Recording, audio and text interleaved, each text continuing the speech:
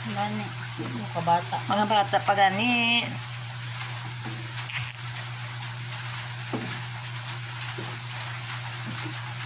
Hindi ko kuha si kabalo matindi.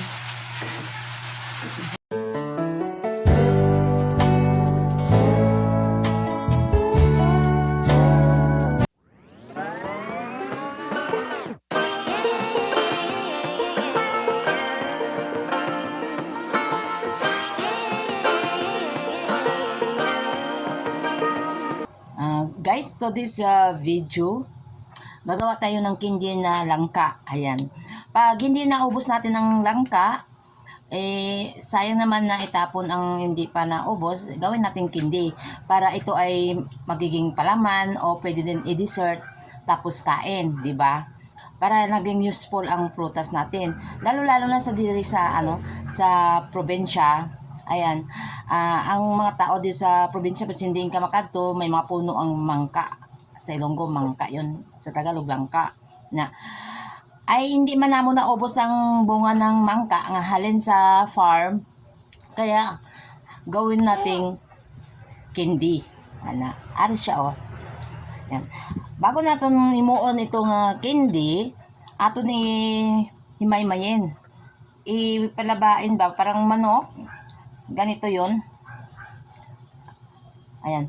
Kung may mga tinapay ka mo, na mga pandesal o mga sliced bread o mga anong tinapay na walang palaman, pwede ito gawing palaman. O pwede rin ito gawing dessert sa ating tapos nating kain. O ganyanin natin ang himay-himayin. Ayan, pag ganon.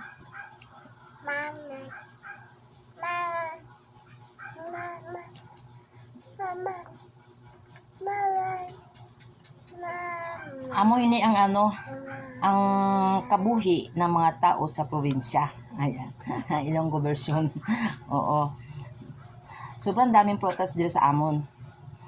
Kung hindi maubos, pwede mo ang candy. Katulad ng pinya, di ba? Damo pinya diri. Kung hindi mo maubos kaon pinya, imo na candy para ipalaman o i-dessert, di ba? Habang nagatig ang tasang kanon naton, prepare kita sang aton himuong candy. Kay sayang man to. Depende man sa inyo kung ano inyo gusto nga paghimay-may. Pwede man ninyo hiwaon ito sa kutsilyo ng i-cubes nyo. Pwede rin. Depende sa inyo nga style. Optional naman tong ginagawa ko. Sa inyong style, kung anong gusto ninyo, o pwede gawin yung buo ang himuon candy, wala problema. At depende din sa kadamuon sang kalamay. Ayan, basta sa mga Tagalog, hindi ko anong kalamay. Ang kalamay, asukal, sugar. Ayan.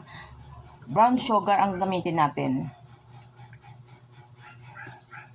Basta promise ko sa inyo, masarap ito. Kanamit gid sini sa Ilonggo pa. Pasensya lang mo guys, kayang inusturyahan ko hindi pure Ilonggo, hindi pure Tagalog.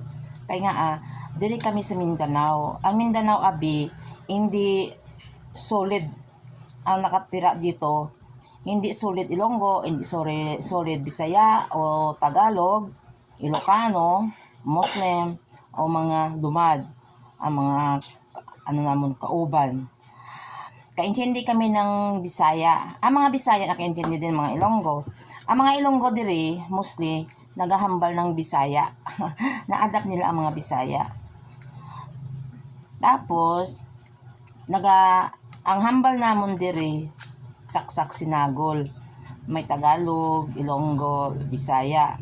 Amo na siya nga hindi kami sulit Ilonggo, pero ang origin namin ay Ilonggo, Iloilo. Kaya ang tatay ko Haniway. Pero hindi ko kaibalaan kung anong connection ng Haniway at pututan, kasi ang lolo ko pututan daw ang tatay ko Haniway. Tapos ang nanay ko Haro. Amo na siya. Pero wala pa ko nakakadto sa sa Iloilo ever since the world began. Oo. Ever since the world began. Ayan, hindi pa ako nakapunta sa Iloilo. Hindi ko pa nakita ang mga kamag-anak ng tatay ko at nanay ko. Mga tulad ng pinsan niya. Siyempre, siguro wala na siya mga tiyo, kaya simpiti ko lang ay patay ng tatay ko eh. Alam nga naman, di ba? Pero, mga pinsan niya, hindi ko alam. Pinsan, second cousin, ganun. Pero, abangan ninyo, makato ako ng Iloilo soon. Ano ako doon? Mag-attend ako ng 25th anniversary ng pinsan ko nga Madre.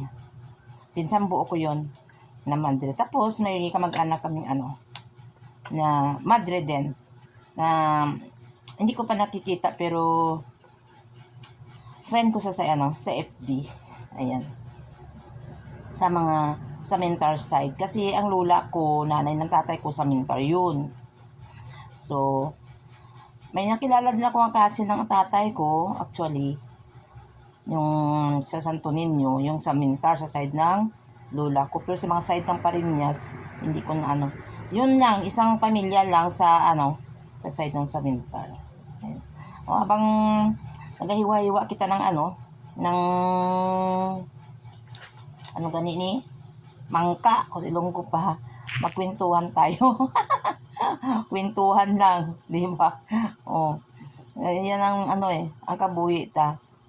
Kay kami, gibata sa Mindanao, hasta nagdako, nakatapos, at nakapag-abroad. Ayan, nakapag-abroad, di kaya nakakadto sa ang pamilya namon dira gina sa sa Iloilo. Basta nakikita ko madamo nga Pariñas dira sa Iloilo kasi ang apelyido ko Pariñas eh. Amo na siya. Lingaw-lingawon ta kamo sa isang istorya sa buhay-buhay ko. Amo na dira nga among pangabuhi sa probinsya. Madali lang ang pamumuhay sa probinsya. Kay kumpisan ka lang, hindi ka makabakal ng lahat-lahat ng pangailangan mo. Kay magtanong ka. Baskin sa subdivision ka diri, pwede ka makatanong kay medyo lapad naman ng subdivision. Magtanong ka ng gulay. Punuan, di ba? Pero sa mga sa farm, sadali lang kay ako nga tinigang. Ay kagin kang tinigang ko kay parang-parangay. Tapos ang bahaw, isang pauta kay para hindi masayang ang kanon. Pero kung pisan ka mo magsangag, sangag eh. Pero ako kay mas nami ang sa aga magsangag. Gabi naman abi dinner. Kung isampaw mo, parang parang sinaing na laman din siya. 'Di ba? Para hindi masayang ang kanon. Hindi pagsige urong na ang kamera oh. Hindi sige urong. Kain ka, hindi sige urong sang Kayo may dito oh. Hindi sige urong. Hindi kay mahulog ang cellphone. Taon na. Kain ka. Gusto mo pa? Ng kalamay habang pinipili pa natin ang langka.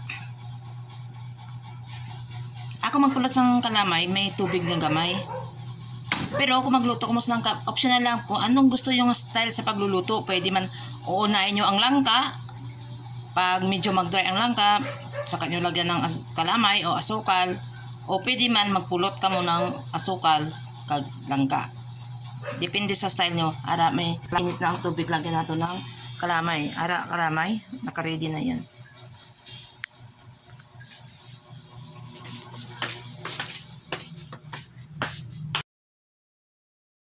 Nag-amin man siya.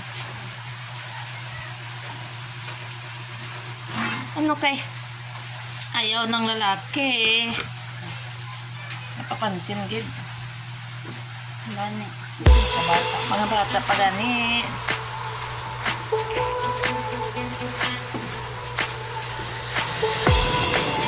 Ito po, si kabalo ng tindi.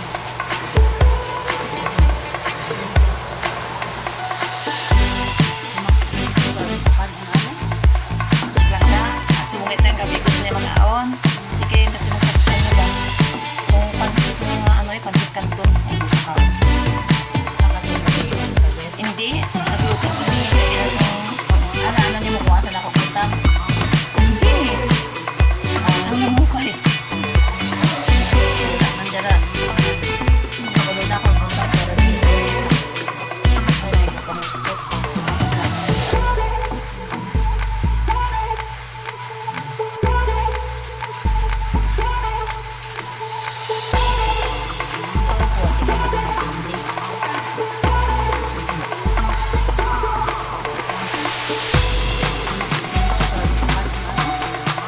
Langka, sungit ang gabi gusto niya mag-aon. Hindi kayo kasi magsaksan niyo ba?